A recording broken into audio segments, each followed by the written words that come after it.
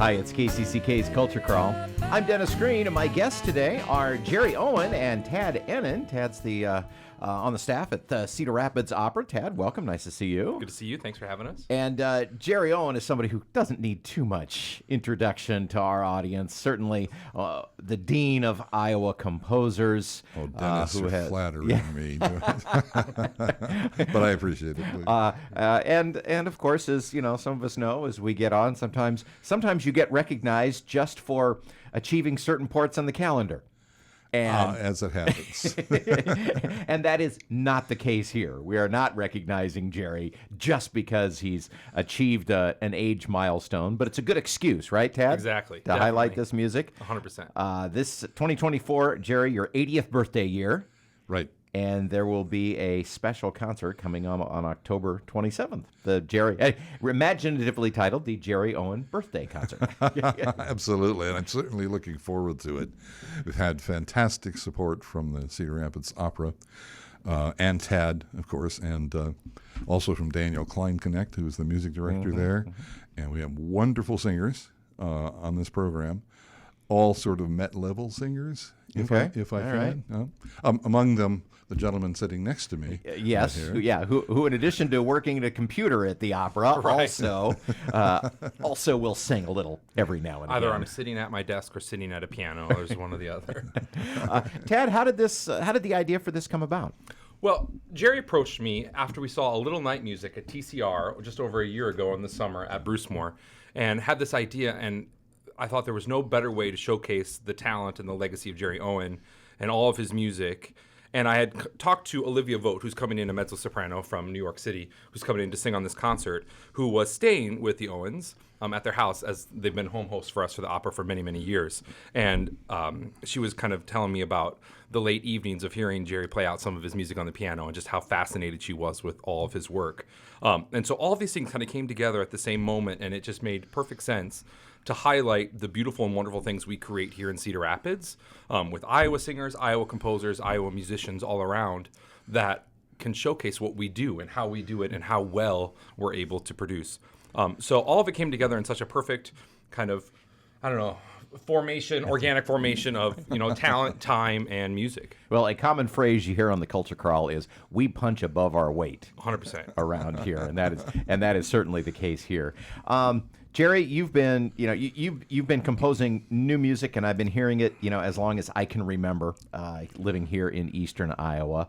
And scratch any musician or performer, and you'll find a writer inside. But do you remember what led you to first start putting notes down on paper in addition to just performing, charts written by others? When the light bulb came on, right?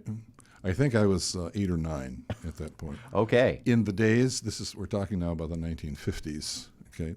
Recordings were really not the most important way to communicate music in those days. Sheet music. Songs were collected in the form of sheet music. My sister was a pianist, my older sister, and she collected these as well. And I would examine them from time to time, trying to figure out what all the symbols meant and all that sort of thing as you look at a piece of sheet music. And often in these piano versions of things, they had symbols above the staff that were supposed to be an indication of what the guitar was going to chord as the song went along. So these sheet music pieces included lots of resources for performance. And I finally figured out that there is a connection between those symbols at the top of the staff and the notes on the piano staff, and then worked out that relationship. And ever since, I've been interested in harmonies, and of course the melodies that go with those harmonies, and how they're voiced. It is in what order the notes on the chord come and all that sort of thing. So that was kind of the original impetus, maybe, for starting to become a composer. Do you have any idea how many compositions you've made over the years, a ballpark figure? I'm guessing a couple of file cabinets worth. Yeah, it's more than that, actually. Well, that's counting all the extra parts and all that stuff, too. But it's approaching 100 major works, yeah. Mm-hmm. Yeah.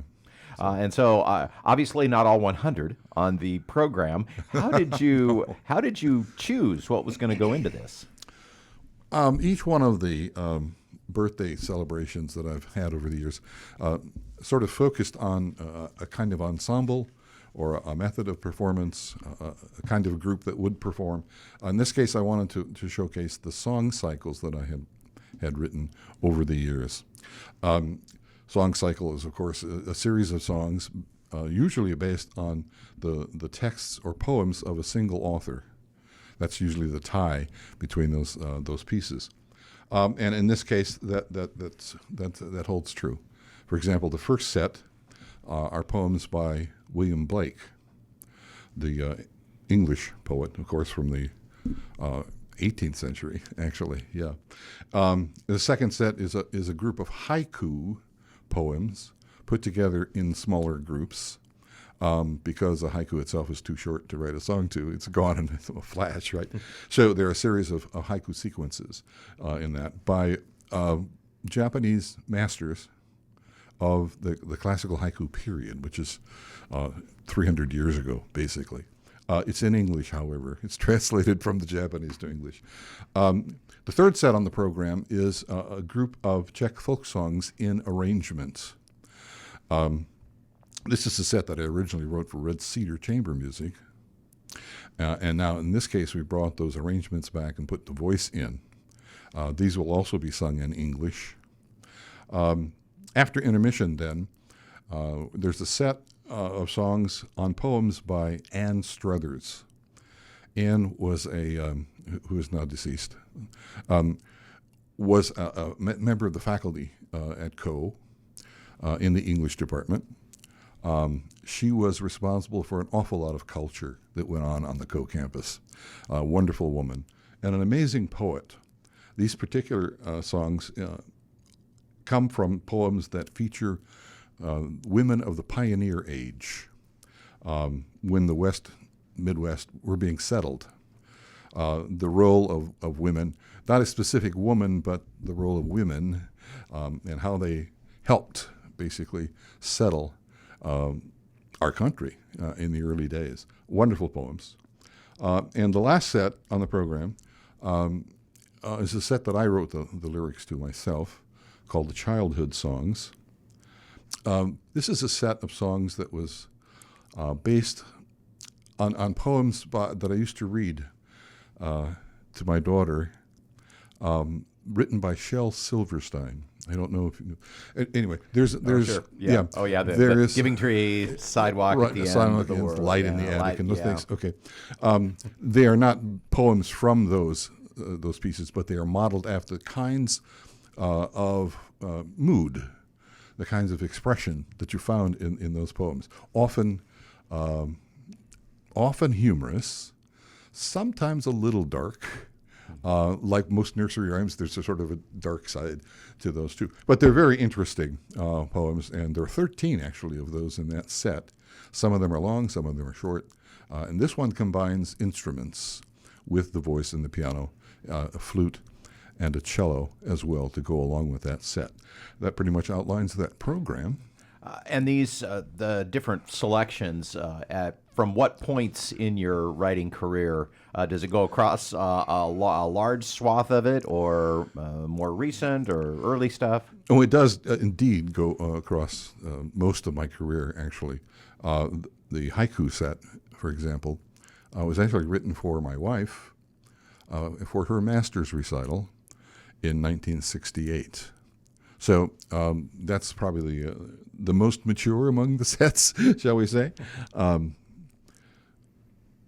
Yeah, and the most recent, actually, is the arrangement of the Czech folk songs, which I'm really looking forward to hearing, because they have not been premiered yet. I needed to mark that on the program, by the way. I forgot to mention. Oh, sure, because you originally wrote that for Red Cedar Chamber, which right. is an instrumental group. So now exactly. you've added song to that, added the singers to that. Exactly. And then one song that I dare not leave out, which is actually not a cycle. It's just one song. And I joked with Tad about this. He's going to sing it, by the way. I joked with him that since it's only one song and all the rest are cycles, this could be a unicycle. And I wondered if he could ride a unicycle while he sang. Unfortunately, it hasn't been a part of his training. So it's not the craziest thing I've been asked to do on stage, so I think we're all right. Okay. So, Tad, you're in for one of these. Yeah. But what was the process in selecting the singers who are going to be doing the rest of the program? So it was so important to connect singers that have been here before or grew up here or have been a part of Cedar Rapids in the past. So Olivia Vogt was most recently seen in our Così fan tutte a year and a half ago at this point. She sang our Dorabella, beautiful, wonderful mezzo-soprano, stayed with the Owens when she was here. She's at the Met all the time. She just did a whole 3 or 4 months over in Europe singing. So we're lucky to bring her back. She's a good friend of mine. We performed together back in 2016 when I was out in the world chasing dreams. And then Jessica Prey Patil, who's a local favorite and just a wonderful soprano, an amazing human being in all respects. She's going to take some of the soprano stuff. And her first, I think, time that she was in Cedar Rapids Opera was 2014 in Carmen. So she has a long history with us as well. And so it was so important to bring all these people who have that connection back for this program. Jerry, this is not the first birthday concert you've done. You've had a few others over the years too. Any memories? Any memories? You've had a few birthdays apparently. Yes. Are there anything that stand out from those previous ones? Well, one thing about the concert that came before this about 5 years ago, one of the memories is that was done about a month before the beginning of the COVID cycle, which brings me to another side of the story of that particular concert. That was actually my 75th birthday year celebration concert. It was called a 75th because when I was talking to a good friend of mine who's also a composer by the name of Harvey Solberger, I mentioned that I was preparing after my 70th to do my 80th. I had some ideas about what I was going to do and how we could put it together. And he said, Jerry, you're not getting any younger. Perhaps you ought to do a 75th first to see if you can make it to the 80th or some such words. So anyway, I had Harvey to thank for the 75th birthday concert. And I'm going to give Harvey a raspberry after the 80th is done. I promise you that. So this is coming up Sunday the 27th, yes, on the co-campus? Yes, indeed. At DK Auditorium. Okay. And what's the time? The time is at 3 o'clock. You can reserve your tickets online. It's free and open to the public. It just helps us with numbers and understanding who's going to be there. Since it is a smaller space, we want to make sure that we have space for everyone. Sure. Well, right. DK Auditorium is, it's not the biggest space in the world, but it's got such nice acoustics. And it's perfect for this type of a concert because we can get the text and really connect with the audience through this music. It's going to be great. And best of all, Jerry, you don't really have to work on your birthday concert. You just got to sit back. It's like the Kennedy Center on. Well, now you just got to sit back and watch and listen along with all of us. It's a slight bit different from the Kennedy Center, but I like your idea of sitting back and relaxing. I'm really going to enjoy these singers, very much. So.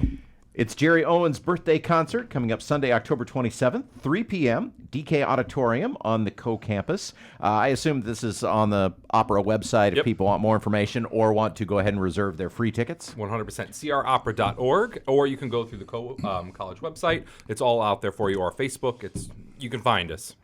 Excellent. Well, Jerry, congratulations on this milestone. Thank you, Dennis. Thank you very much. I want to say one more thing.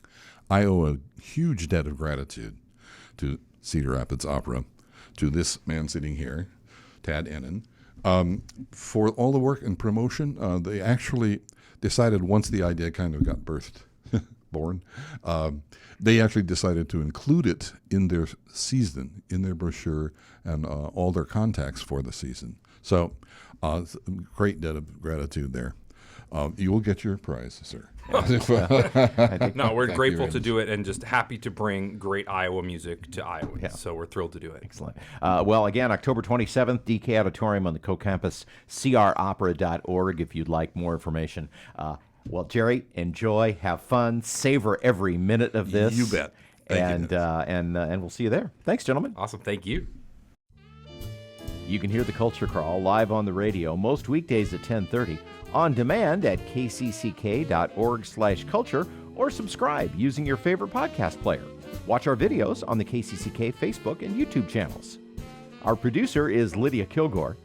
The Culture Crawl theme is composed by Vivian Shanley. I'm Dennis Green, and I'll talk to you later.